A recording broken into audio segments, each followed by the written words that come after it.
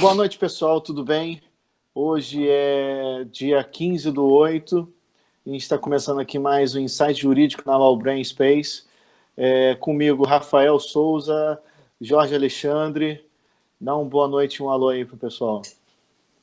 Fala, pessoal, boa noite. Boa noite.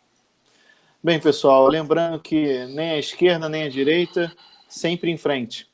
A primeira pauta de hoje que eu trago é sobre a investigação daquele procurador Dallagnol. O Conselho Nacional do Ministério Público, ele reabriu o processo administrativo. E é isso. Bem, vou abrir para comentários, a gente vai desenrolando isso durante os comentários. Nenhuma novidade, né? Eu faço minhas palavras do Freixo no diálogo no bom diálogo, que até recomendo o vídeo que vejam dele com a deputada estadual Janaína. Bacana. Foi muito bacana. Eu acho que copiaram, inclusive, o nosso programa, mas tudo bem.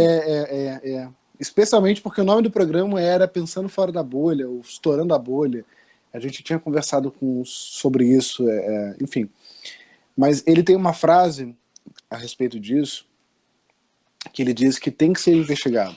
Ninguém está querendo uma punição abstrata para os envolvidos. Mas uma vez que você investiga e você descobre que, de fato, Dallagnol monetizou a Lava Jato, você precisa estabelecer se isso é, de fato, algo grave para a própria operação ou para a democracia. E em constatando que isso é grave, saindo do caso concreto e indo para o caso abstrato, se a gente pensar que basta a acumulação de dois atores, ou Ministério Público e juiz, ou promotor, ou delegado e juiz, para você criar toda uma repercussão e fazer dinheiro às custas disso, isso é muito grave. E o segundo ponto o Dallagnol, em algumas trocas de mensagens que precisa novamente ser investigada, ele se reuniu com investidores estrangeiros. E aí eu volto para uma pauta que conversávamos antes fora do ar, que é justamente essa pressão econômica muito forte, que eu entendo a pressão econômica no viés político. Eu entendo essa relação, às vezes promíscua, às vezes saudável, entre os agentes econômicos e os agentes políticos. Mas quando nós saímos desse campo e vamos para a esfera judicial, processual, você tem importantes mecanismos da Constituição, importantes garantias constitucionais sendo abaladas. E no final do dia, é o poder econômico sendo uma ruptura do constitucionalismo moderno. Isso não é uma frase de efeito, não. Isso é algo extremamente grave.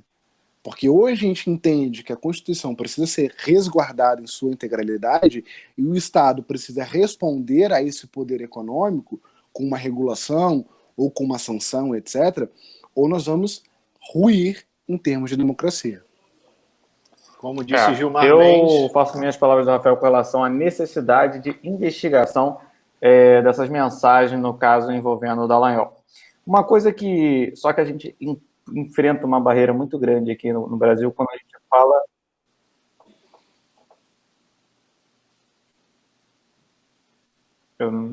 Alô? Alô? Estava te ouvindo. Só peguei até o Gilmar Mendes. Mas no caso o que acontece é que eu não perdi o áudio do Alien, mas aqui no Brasil nós temos uma barreira impenetrável que é quando envolve investigação do judiciário como um todo, né? A gente tem um problema muito grande em relação às investigações quando elas ultrapassam barreiras abstratas e chegam, no caso, em personagens do judiciário. A situação de você ter um membro do Ministério Público monetizando, como o Rafael falou aí, digamos, uma operação como a Lava Jato, que foi uma operação que teve efeitos, impactos de maneira até positiva para a imagem do país, até fora do país. Eu, no caso, vi pessoas elogiando a operação em diversos países do mundo.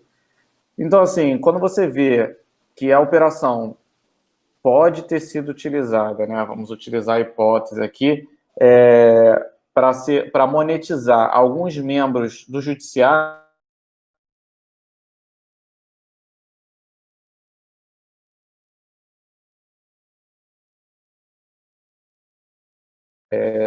sofrer essa questão de investigação. Então, eu acredito, assim, que deve ser feita uma investigação, principalmente porque...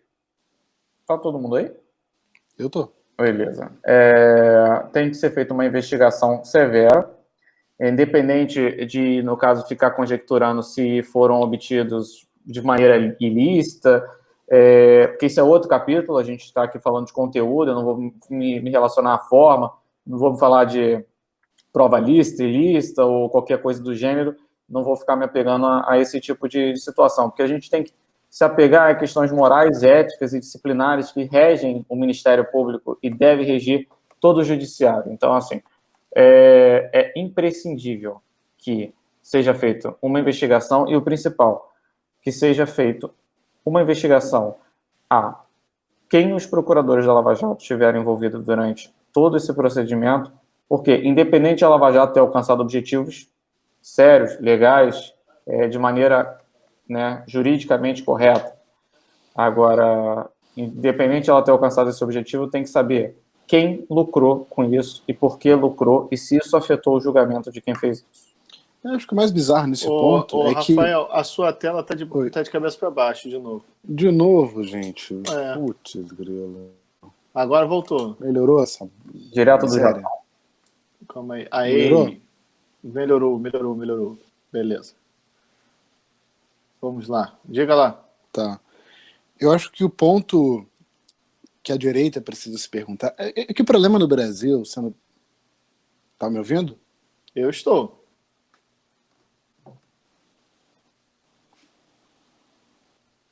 Acho que o problema no Brasil é que a esquerda, ela é completamente... qual é a palavra certa? Voraz. E às vezes se perde no argumento. E às vezes se perde na argumentação. São poucos os da esquerda que tem uma argumentação mais centrada, mais pautada no discurso de equilíbrio. A direita, por sua vez, é completamente cega em relação a tudo isso que pode estar em volta. Talvez cega porque o grande vilão foi finalmente preso, que era o Lula. E o PT tomou uma das piores derrotas dos últimos 20 anos em eleições estaduais, municipais e federais. Mas, enfim, esse confronto cego de ambos os lados impede de você enxergar questões técnicas importantes. Se eu recebo para continuar investigando determinado grupo, ou se eu começo a colher frutos ilícitos, como pagamentos, como viagens, como enfim, você já começa a pensar, se ele escrevesse um livro, estava ok. Se ele desse palestras gratuitamente, estava ok.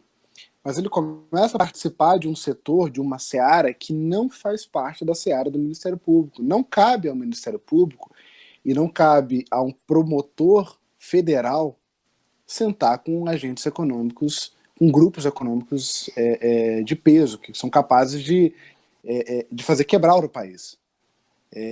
Assim como não cabe ao presidente do Supremo sentar com o governo para decidir questões que o judiciário vai julgar mais tarde. Então, essa análise técnica não impede, não invalida nem a Lava Jato, não invalida nem a investigação dos chamados grupos poderosos e não coloca, a priori, em xeque o trabalho do Dallagnol. É só uma questão de precisamos investigar, precisamos saber se esse super-herói do povo é um vilão ou não. O que eu acho interessante é notar o seguinte. Primeiro, de novo, né, uma das punições possíveis pode ser a questão da aposentadoria. Aposentadoria recebendo de forma integral, essas coisas todas. A outra questão que eu acho importante notar e que, para mim, me deu um alerta é o seguinte, uma das justificativas que o processo foi arquivado, porque acabou que houve... o Conselho se justificou por que arquivou o processo, foi que o julgamento foi feito em bloco. Então, eu acho que também, assim, eu sei que é um caso à parte, mas é bom também olhar por esse ponto, que quantas coisas, então, o Conselho Nacional do MP não passou também por ter julgado em bloco. Isso também CNJ, tá? Estou falando daqui do Conselho Nacional do MP, porque é o caso. E outro ponto que eu também destaco é o seguinte, e não defendendo o Dallagnol, e não defendendo esse tipo de conversa, mas defendendo a questão seguinte, ele está sendo julgado, investigado por ter dialogado com várias pessoas de vários setores. Consequentemente, também de ter dado entrevistas e exposto o caso para a mídia. Isso está também na questão lá do processo administrativo. Só que aí vem, por exemplo, o ministro do STF e comenta o caso. Quer dizer, o Dallagnol está sendo investigado porque ele falou sobre o caso na mídia. Aí vem o ministro do STF e fala sobre o caso na mídia. Quer dizer, será que ninguém está aprendendo aí que não tem que fazer, que não tem que se manifestar? Também, sabe, é um negócio meio estranho. Fica o cachorro atrás do rabo, sabe? De novo, não estou justificando e falando que ele está certo, só que as pessoas não estão também, às vezes, observando de uma forma mais ampla a questão. É uma relação promíscua de todos os lados, no final do dia. O exemplo vem de cima, né? Se o próprio Supremo não dá o exemplo, né? Fica difícil cobrar dos demais. E o Supremo é especialista em faz o que eu falo e não faz o que eu faço, né? Total.